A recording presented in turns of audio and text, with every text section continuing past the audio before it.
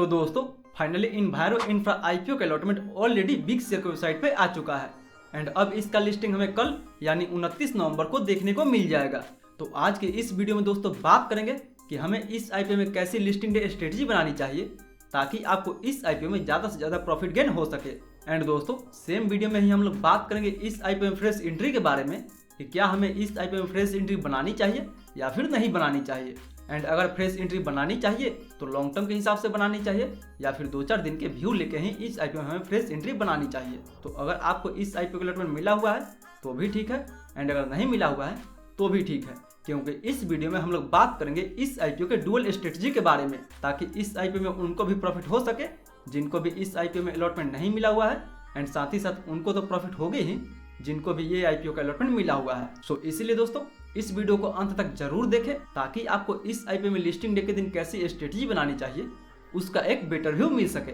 तो फिर चलिए बिना आपका समय गंवाए सीधा वीडियो में आगे बढ़ते हैं और सबसे पहले बात कर लेते हैं इस आईपीओ के लेटेस्ट जीएमपी के बारे में। तो दोस्तों अगर बात करते हैं इस आईपीओ के लेटेस्ट जीएमपी के बारे में तो फिलहाल अभी इसके ग्रे मार्केट में 35 से 40% का डिमांड बना हुआ है, जो देखा जाए तो औरों आईपीओ के मुकाबले काफी अच्छा है। सो अगर 40% के हिसाब से भी बात करें तो पर लॉट पे लगभग हमें 6,000 रुपए तक प्रॉफिट देखने को मिल सकता है इस आईपीओ में। यानी दोस्तों जिन लोगों को भी ये आईपीओ का अलॉटमेंट मिला हुआ है उन्हें तो काफी तगड़ी लिस्टिंग गेंस देखने को मिल सकता है, क्योंकि दोस्तों देखा जाए तो इस आईपीओ जो इशू प्राइस था वो 140 रुपए से लेकर 148 रुपए के बीच में रखा गया था एंड फिलहाल इसके जीएमपी को देखते हुए इसका जो एस्टिमेटेड लिस्टिंग प्राइस निकल के आ रहा है वो 210 से 220 रुपए के आसपास इसका लिस्टिंग हमें देखने को मिल सकता है। यानी दोस्तों देखा जाए तो इस आईपीओ में आपको काफी अच्छा खासा लिस्टिंग गेन्स भी मिल जाएगा। बट याद रहे दोस्तों कि जीएमपी एक एस्टिमेटेड गेन होता है जो कभी भी मार्केट के सिचुएशंस के अनुसार ऊपर नीचे हो सकता है, इसीलिए हमें किसी भी आईपीओ में उसके जीएमपी पे पूरा विश्वास नहीं करना चाहिए। सो मे बी इसका लिस्टिंग 40% के ऊपर भी हो सकता है या फिर नीचे भी हो सकता है, इसीलिए हमें हर सिचुएशंस में एक फुल प्रूफ स्ट्रेटजी बना के चलनी चाहिए। तो फिर चलिए बात कर लेते हैं कि हमें इस आईपीओ में कैसी लिस्टिंग डे स्ट्रेटजी बनानी चाहिए ताकि हमें इस आईपीओ से मैक्सिमम प्रॉफिट गेन हो सके। तो दोस्तों इसके लिस्टिंग डे स्ट्रेटजी के लिए हम लोग सबसे पहले बात करेंगे कि ये जो आईपीओ है वो लॉन्ग टर्म में कैसा परफॉर्म कर सकता है ताकि इस आईपीओ में उनको भी प्रॉफिट हो सके जिनको भी इस आईपीओ में अलॉटमेंट नहीं मिला हुआ है। यानी क्या जिनको भी इस आईपीओ में अलॉटमेंट नहीं मिला हुआ है वो इस आईपीओ में फ्रेश एंट्री बना सकते हैं या फिर नहीं बना सकते हैं। तो दोस्तों लॉन्ग टर्म या फ्रेश एंट्री के लिए सबसे पहले हम लोग बात करेंगे इस कंपनी के कुछ स्ट्रेंथ एंड कुछ रिस्क के बारे में। तो अगर सबसे पहले बात करें इस कंपनी के स्ट्रेंथ के बारे में तो दोस्तों इस कंपनी का जो सबसे बड़ा स्ट्रेंथ है वो है इस आईपीओ का वैल्यूएशन। यानी देखा जाए तो इस आईपीओ का जो वैल्यूएशन है वो काफी अट्रैक्टिव रखा गया है। यानी ये दोस्तों नवंबर की पहली ऐसी आईपीओ होगी जो इन्वेस्टर्स को भी कुछ देने वाली है, क्योंकि देखा जाए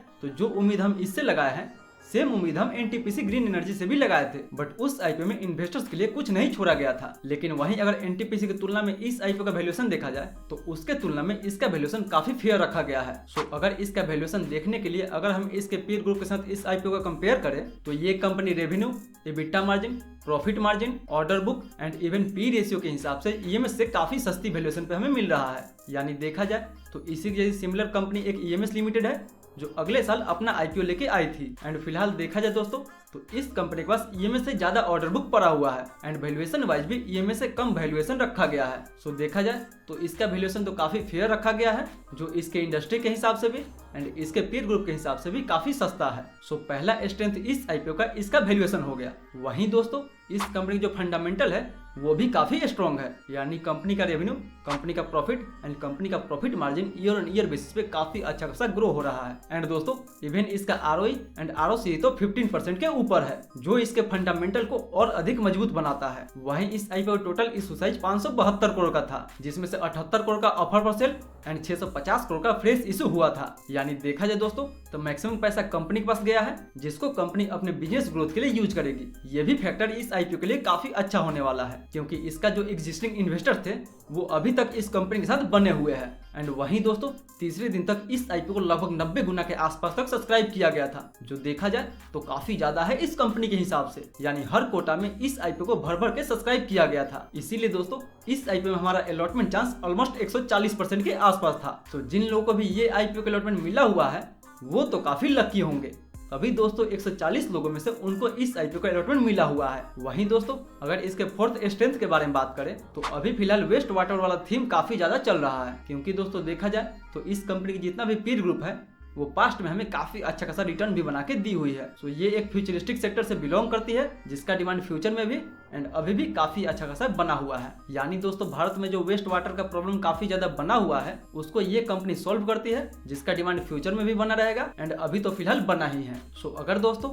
इन सभी फैक्टर को देखते हुए बात करें कि हमें इस आईपीओ में फ्रेश एंट्री बनानी चाहिए या फिर नहीं बनानी चाहिए, तो देखिए ये कंपनी अपना जो आईपीओ है वो ऑलमोस्ट 24 के पी पे लेके आई थी एंड अगर ये 200 के करीब में लिस्ट होता है तो इसका पी रेशियो ऑलमोस्ट 30 के आसपास तक पहुंच जाएगा। एंड बात करें दोस्तों तो इसका जो इंडस्ट्री पी है वो भी 32 के आसपास है। यानी देखा जाए तो ये अपने इंडस्ट्री के पी के हिसाब से लिस्ट होते हुए नजर आएगी। बट देखा जाए तो इसका कुछ पीर ग्रुप जो है वो ऑलमोस्ट 40 के पी रेशियो पर ट्रेड कर रहा है, तो अगर ये उनको भी पकड़ने की कोशिश करे तो आराम से नियर फ्यूचर ये जो आईपीओ है वो 250 के ऊपर क्रॉस कर सकता है। सो इस आईपीओ में दोस्तों हम लॉन्ग टर्म के लिए फ्रेश एंट्री बना सकते हैं एंड शॉर्ट टर्म 2-4 दिन के व्यू लेके भी इस आईपीओ में हम फ्रेश एंट्री बना सकते हैं। बट वहीं बात करें दोस्तों उनके लिए कि जिनको भी इस आईपीओ का अलॉटमेंट मिला हुआ है उन्हें इस आईपीओ में क्या करनी चाहिए। क्या उन्हें इस आईपीओ को लॉन्ग टर्म के लिए होल्ड करनी चाहिए या फिर लिस्टिंग डे पे ही उन्हें इस आईपीओ में अपना प्रॉफिट बुक कर लेनी चाहिए। तो दोस्तों अगर आप इस आईपीओ में केवल शॉर्ट टर्म के लिए पैसा लगाए थे तो शॉर्ट टर्म में आपको इस आईपीओ से जो भी मिल रहा है वो आप लेके एग्जिट हो सकते हैं, क्योंकि दोस्तों मार्केट में ऐसा बहुत सारे इन्वेस्टर्स होते हैं जो हर आईपीओ में केवल शॉर्ट टर्म के लिए ही पैसा लगाते हैं। सो अगर आप भी उनमें से एक हैं तो लिस्टिंग डे के दिन आपको इस आईपीओ से जितना भी प्रॉफिट मिल रहा है उतना आप लेके खुशी खुशी एग्जिट ले सकते हैं। बट दोस्तों अगर आपको भी हमारे जैसा वेस्ट वाटर वाला स्टॉक्स काफी पसंद आता है तो आप भी इस आईपीओ में लॉन्ग टर्म के लिए जा सकते हैं, क्योंकि दोस्तों हमें तो फिलहाल वेस्ट वाटर वाला स्टॉक्स जो है वो काफी पसंद आता है। इसीलिए 1 साल पहले मैंने ईएमएस को लेके अभी तक छोड़ा हुआ है जो मुझे ऑलमोस्ट 200% का रिटर्न भी बना के दे चुकी है एंड स्टिल वो अभी हमारे पोर्टफोलियो में बना हुआ है, क्योंकि दोस्तों देखा जाए तो ईएमएस अगले साल ही आया हुआ था एंड उस समय भी इस आईपीओ में हमें कोई भी अलॉटमेंट नहीं मिला हुआ था, लेकिन लिस्टिंग डे के दिन ही उस आईपीओ में हम फ्रेश एंट्री बनाए हुए थे एंड स्टिल अभी तक उसको मैंने होल्ड करके रखा हुआ है। सो अगर आपको भी इस कंपनी का फंडामेंटल एंड इसके फ्यूचर ग्रोथ पे पूरा विश्वास है तो आप इस आईपीओ को लॉन्ग टर्म के लिए बिल्कुल होल्ड कर सकते हैं, क्योंकि दोस्तों लॉन्ग टर्म में ये जो कंपनी है आपको काफी अच्छा खासा रिटर्न भी बना के दे सकती है। बट अगर दोस्तों आप इस आईपीओ में कोई रिस्क लेना नहीं चाहते हैं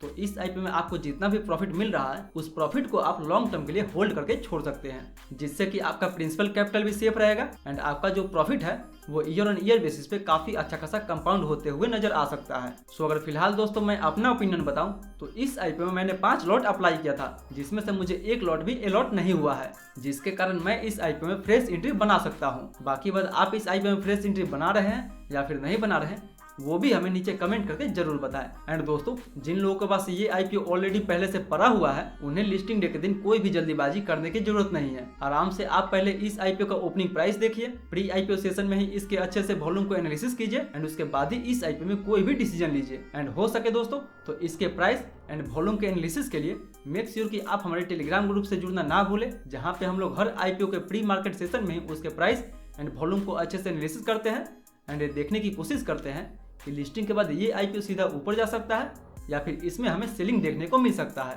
सो इस आईपीओ के प्राइस एंड वॉल्यूम के एनालिसिस के लिए मेक श्योर कि आप हमारे टेलीग्राम ग्रुप से जुड़ना ना भूलें, जहां पे आपके प्रॉफिटेबिलिटी का चांस और अधिक बढ़ सकता है। सो याद रहे दोस्तों कि लिस्टिंग डे के दिन इस आईपीओ में आपको कोई भी डिसीजन जल्दीबाजी में नहीं बनानी है। आराम से 5 मिनट के कैंडल का फॉर्मेशन होने दीजिए, उसके बाद ही आपको इस आईपीओ में कोई भी डिसीजन लेनी चाहिए। सो दोस्तों ये तो था मेरा पूरा व्यू इस आईपीओ की लिस्टिंग डे स्ट्रेटेजी को लेके। आई होप कि आज की लिस्टिंग डे स्ट्रेटेजी आपको काफी पसंद आया होगा। अगर वीडियो अच्छा लगे तो वीडियो को लाइक करें, चैनल को सब्सक्राइब करें एंड जो भी आपका सवाल है मेक श्योर के नीचे हमें कमेंट करके जरूर पूछें। मैं कोशिश करूंगा कि आपके कमेंट का 20 मिनट के अंदर रिप्लाई दे सकूं। फिर मिलते हैं अगले वीडियो में, तब तक आप इस सुरक्षा डायग्नोसिस आईपीओ का रिव्यू देखना ना भूलें।